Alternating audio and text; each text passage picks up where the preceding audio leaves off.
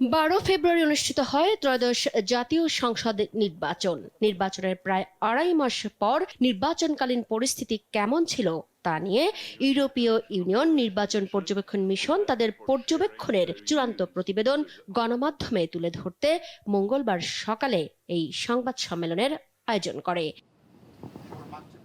Mission প্রধান ইভার্স ইজাবস বলেন, এবার নির্বাচনে ইসি কার্যকরী ভূমিকা রেখেছে।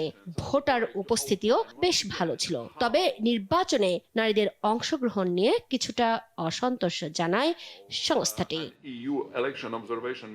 বাংলাদেশের ভবিষ্যৎ নির্বাচন আরও অংশগ্রহণমূলক এবং সুষ্ঠু করতে নির্বাচনী আইনি কাঠামোর সংস্কার এবং নির্বাচনী প্রচারে অর্থ ব্যয়ের নিয়ম এবং তদারকি জোরদার করা সহ 6টি বিশেষ গুরুত্বপূর্ণ পরামর্শ সহ মোট 19টি পরামর্শ দেয় ইইউ নির্বাচনী পর্যবেক্ষণ মিশন। ইলেকশন ইঞ্জিনিয়ারিং এর কোনো অভিযোগ আমরা পাইনি। আমাদের পর্যবেক্ষণ আন্তর্জাতিক মানদণ্ড অনুসরণ করে হয়েছে। নির্বাচন কমিশনের ভূমিকায় ভোট স্বচ্ছ হয়েছে।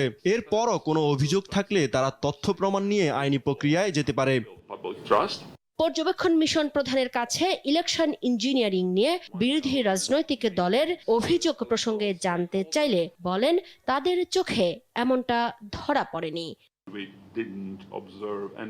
ইইউ আশা করে রাষ্ট্রীয় ও রাজনৈতিক কর্মকাণ্ডে নারীর অংশগ্রহণ বাড়বে।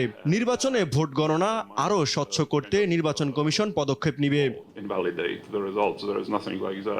এবারের জাতীয় সংসদ নির্বাচনে দীর্ঘ ও স্বল্প মেয়াদে 223 জন ইইউ পর্যবেক্ষক কাজ করে। মুক্তা মাহমুদ, দেশ টিভি, ঢাকা।